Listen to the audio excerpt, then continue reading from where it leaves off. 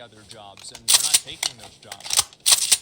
So, and this is a first world country with tons of other opportunities.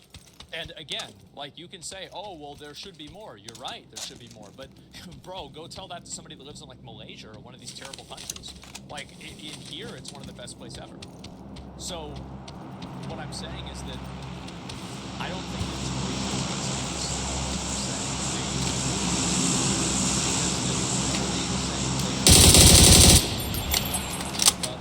the disparity between like the employer and the employee, and they think that you should be responsible for that. But the moment you've seen like different things over the years, it was just the first country name I heard of or thought of. Yeah, sure. Like bro, like fuck, right? I don't really know.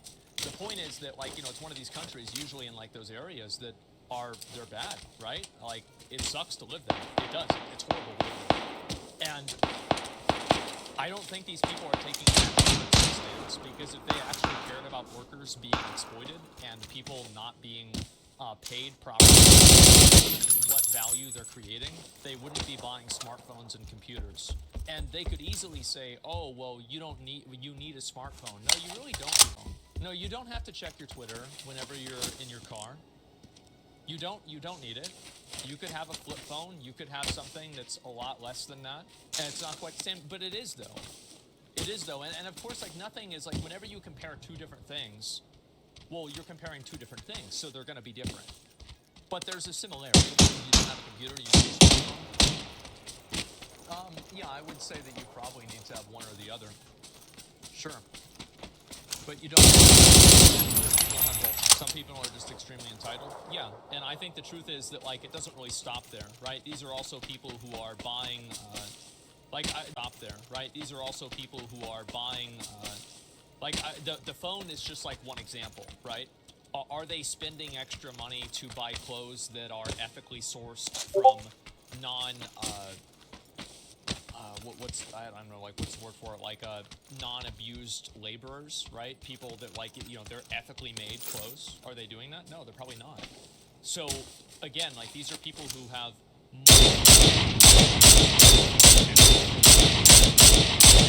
But the moment that you bring up any of those, somehow it's always different. And the only one they're focusing on is tipping. But tackling tipping culture is also a good thing in itself. Well, yeah, sure. I think that the waiters should be paid.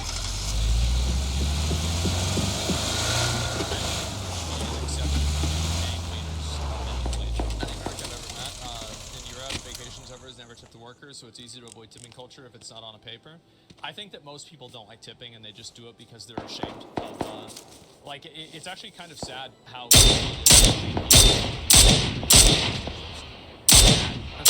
to work and pray to get tips to get paid. You should have a salary. Well, I mean, a lot of them make a good amount of money, right? There's tons of waiters that make tons of money. Only bag waiters need tips to make them.